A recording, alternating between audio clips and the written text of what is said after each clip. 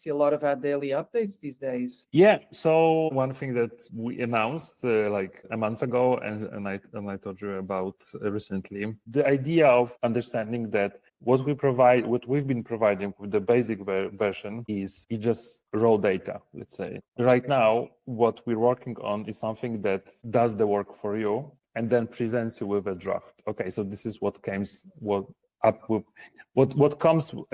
from this data based on the project brief you have. I wanted to be very empathetic about like how people work. So they want to have their work done as easy as possible. Mm-hmm. Obviously, they want to have control, and this is what we give, but they don't really care about all of this raw data. They don't want to go into details, everything to figure it out on their own if they are under high pressure. What we want to do is we want to handle this for them. Okay, so we did the research, we analyzed everything. This is like what we think is valuable, and this is like how it could go forward. So this is a strategy. If you like it, you can move forward, to creative brief and so on. Just like a person would work.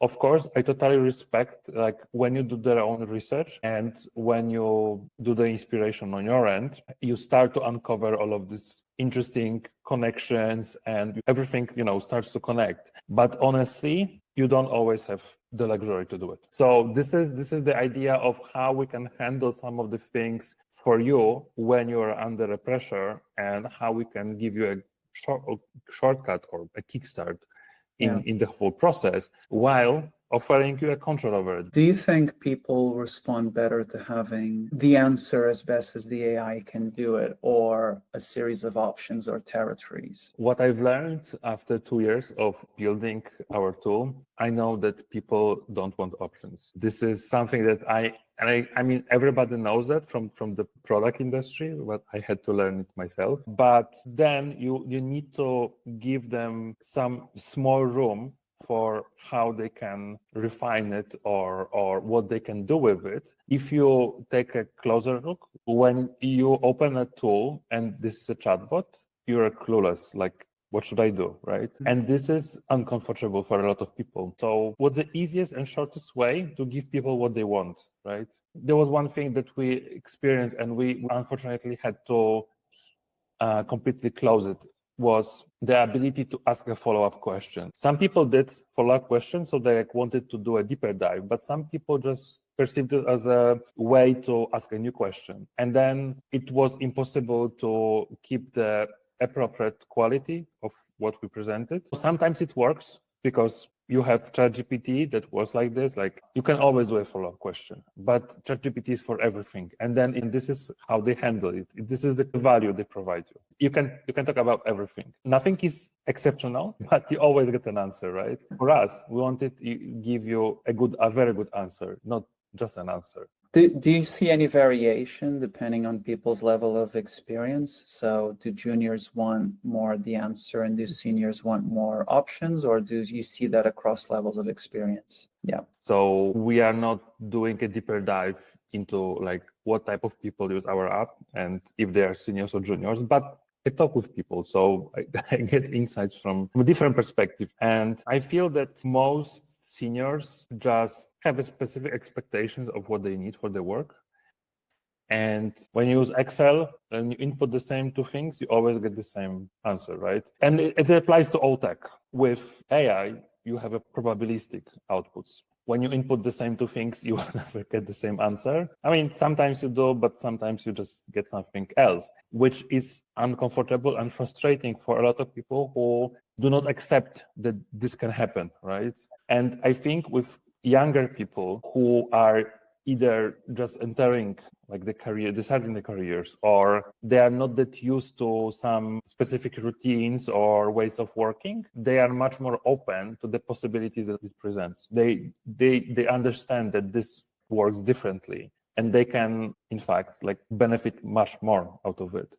Yeah. So they know that they can use ChatGPT as a, sparring partner. But I think for I think for most people in the industries, not only advertising industry, in all industries, this has been the biggest barrier to adopt ChatGPT and other conversational AI tools, because they don't want options. They want something that is reliable, and only the juniors and people just starting their careers, I think they saw the opportunity and they started using it massively, which creates this, inequality, like in an imbalance, right? I mean, between those who use and those who don't. Yeah, I mean, these are completely two different ways of working, right? I mean, both of them have advantages and disadvantages, but I know that some people who are against AI and they are like senior people or like, just regulars or seniors or managers, I think they're just maybe missing something. I mean, I'm not trying to pressure everyone into believing AI is great. I'm only asking to try it and see how it can work for you, because everyone has a specific use case, everyone has a specific ways of doing stuff. But for the juniors, I think they may start to get so used to using this that they may not find a motivation to learn the craft and how it really works, because everything can be handled for them. It's easy to build this perception of me doing everything for my work with AI and, just not working too hard, but having the job done. But what happens afterwards? Are these people going to be good seniors to teach juniors? Are these people going to be good managers? I don't know. I mean, I think this is something that we haven't figured out as a society, and I think not enough is being said about this. Do you think people need to understand or learn more about at which stages involving AI is beneficial for them? I think the problem lies elsewhere, because we need to understand who are the stakeholders and what do they really need. So when you think about the creators of AI models and then creators of AI tools, what do they need? They need people to use the tools, the models, and to get paid for it. So the more you use it, the better for them. They have no interest in telling you that you shouldn't use it sometimes, or you should use it less. No, you should use it more, because it gives you, limited opportunities. I think people should have a much better understanding of the drawbacks of the tools. And then I think if they knew the limits, they would be able to just, figure it out, okay, how they can use it. So for example, this dichotomy of, the deterministic versus probabilistic. People have no clue about this. And when they start using AI tools and they expect deterministic outputs, they get, discouraged by it. But on the other hand, if someone told them that, okay, so this is how it works, and this is different than, Microsoft Excel, but it has some advantages, and this is how you can use it and how it works better for you. How do you think companies should balance that need for trust and curation and quality with accusations of essentially hoarding the truth and not giving you options to challenge it? The whole push with AI started when all the companies that have been training models, they've just aggregated everything that they could, and they just use it as training data. And I think it's safe to assume that probably not everything was allowed to be used as training data, but no one will verify it right now. Even the models themselves, they cannot refer the training data precisely. So you cannot verify it completely. For us in the Western world, we are idealistic and would love to, have everything to be made in proper way. But I think it's not happening, and we are just silently accepting it, which I know is a huge problem. But on the other hand, this is I know that this is not a perfect answer, but I feel that this was just a natural step in the evolution of us as a society and what tools we've been creating. Because when we started dumping everything on the internet, we gave everyone access to the data. And some people say that AI models, they steal the ideas and they copy. Yes, but people do it as well. I mean, it's not that evident, and I'm not saying I'm not saying that this is equal situations, but I know that sometimes what we produce as humans, like the ideas we make, they come from the unconscious, and we feed the unconscious all the time with all that we observe, hear, and see somewhere. And then, maybe we steal ideas ourselves. We don't even know about it. There was also a very interesting post on LinkedIn, which I don't remember who posted it, but it was a story about a pitch for a brand where 4 agencies were invited to come with their proposals. And 3 of them came with the exact same idea of using a specific actor in specific situation in the TV commercial. Mm-hmm. And, it can happen, right? Yeah. Probability is low, but it can happen. How do you think this changes the model for agencies? I feel that we are entering an age where everything can be done much faster. I'm not saying everything can be done with the same quality faster, but this is all about finding the proper balance. So I think when we look at the advertising industry and the agencies, is they are not working in vacuum. So clients know stuff and they have access to the same tools, exactly same tools as they do. And they may have some thoughts about how much certain things take. And then you need to have an answer for this, because you either defend that it cannot be done faster because this is how it's been done and this is the craft and this is what we do. If you stick to the business model, then you're screwed, because everyone knows everything can be done faster. And the quality and the value of work, it is, again, subjective, right? I mean, clients may feel that you can do certain work 30% faster, 50% faster, and maybe they will not see the difference, right? What I feel the advertising industry is fighting for is to be able to build this perception that, it's always better to invest more and more and more for this smaller and smaller benefits of the quality, right? Let's push it.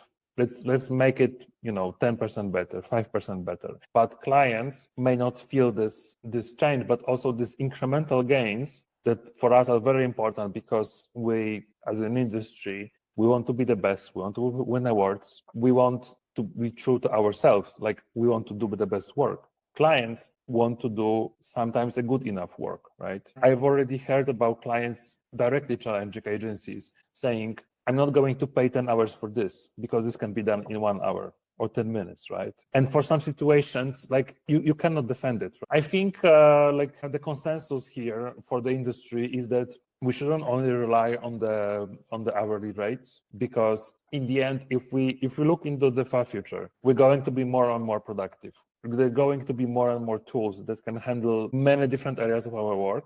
I've seen some research from an advertising association when they ask their members, so agencies, a lot of the question about AI adoption in general. There was a question about, do you think your client uses AI? And 99% agencies said no, they don't. It's completely different. They just not tell agencies that they're doing it, right? And I know it because our tool is used by marketers as well. I talk with a lot of marketers, and I know that this is what they do. I'm not saying that they do it because they don't trust agencies or they want to eliminate agencies, but they feel that this is something they need to do, looking from the long run perspective. And maybe agencies will not be part of everything, but in the end, the clients will have know-how of what can be done and what cannot be done, and will use it to negotiate. So in that landscape, what are the options for agencies? Because it feels like charging for higher productions or more high-end productions is not the answer. So where do they go from here? I know that there are people who feel that if there's a hype for something, you should do something that's opposite, and there will be a market for it, right? So there will be a market for human-only, well-crafted advertising, right? And even I think with labels that no AI was used in the process, some clients will want it, right? I don't feel that this is going to be a majority of the market, because it would mean that clients would need to stop perceiving marketing as a cost, which is a cost for them, for most of them, or a mean to an end. So I feel that for most agencies, if they want to thrive, I'm not going to say survive. I feel they need to figure it out how they can be more productive, because if they want to keep the hourly rates, then clients may come to them and say, okay, we're going to pay you 70% of what you've been charging before for it. Do you take it or not? And then if you feel the pressure of pricing side, then you need to start figuring out how you can optimize it on your end, right? So this is where I think agencies really need to start understanding how they can use new tools. I really love tool of NA, what they do with, they did with Land Rover recently, but earlier with Under Armour, when they craft TV commercials or, the high quality videos for brands, where like you look at it and you don't even see AI there because they blend everything.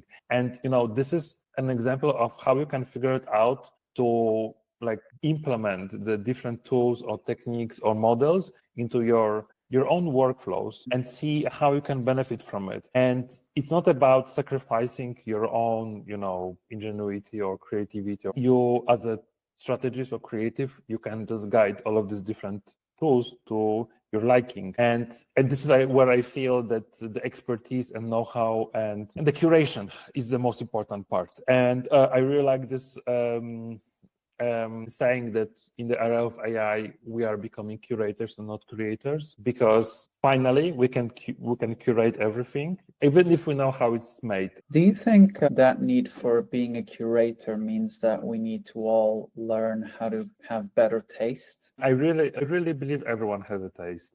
Everybody is entitled to have their own opinions and valid point of views and taste. And what we can achieve with different AI tools is exactly the same type of work we can do ourselves. It's just a different type of how we approach it. And I think if we can really focus on this curation in a way that we try to understand what we're really doing, because it's not mindless curation. It's mindful curation, right? You really understand what's the task, what's the challenge, and what's the goal of the process, and you know what should be the output of the full process. Then you really can curate everything in the middle. I remember there was recently some memories about this very famous creative director passing, and one person mentioned a memory they shared with that person, with the late person, that there was a pitch, and they were forced to create 100 jokes in a day for a specific project, to uncover some new territories, how this creative idea can move forward.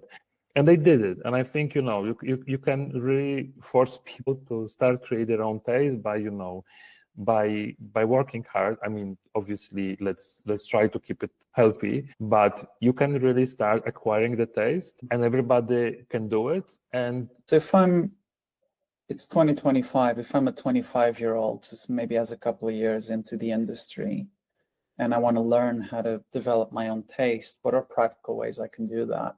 I think this is the responsibility of, the manager, the seniors of the industry, how we cultivate the craft and, the best practices, and also the theory that stand behind it, and how we really can educate the next generation of young people who are tempted by the shortcuts. You need to train young people in the craft, because later you will use this as a company. And right now, it's also, unfortunately, for organizations and advertising agencies as well, to see if the job of juniors can be handled by AI tools. When you stop training juniors, then in the long run, you are going into much deeper problems than right now.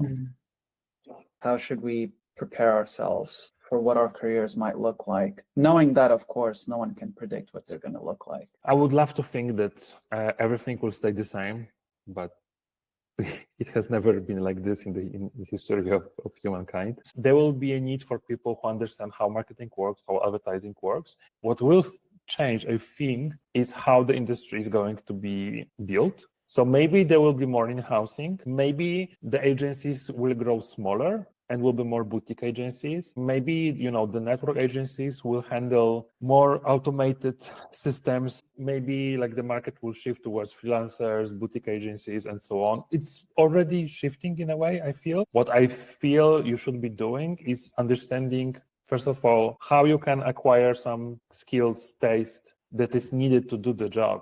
But then also understand where are the areas where I can do some things faster without sacrificing, my own creativity. Like we all remember, like a decade ago or 2 decades ago, everybody was talking about that if you're a coder, like if you know coding, like you will be rich and it will always be like this. Like right now, we hear about people who learn coding to be laid off because the company starts using, AI assistants for coding. And I know that these people are completely clueless because it was not something they were promised, right? I'm not saying that, we should teach our kids how AI works. They will know it. They will know it. What you probably should do is teach them stuff that we were taught by our parents about the history, about how people work, about how emotions work, and all the different things that we've acquired naturally through our parents or families, acquaintances. Maybe the humanities and social sciences make a massive comeback. Philosophy, sociology, studying how people systems work and stuff like that. I think, yes, there was a research where they tried to compare two groups of people, and one of these people were people fluent in an AI, and another was people who are not fluent in AI but have a domain knowledge. And people with the domain knowledge were better in this comparison. So I still feel that knowing how AI works is quite secondary to knowing how stuff should work in what you want to achieve. That's a great way to finish this. Thanks, man.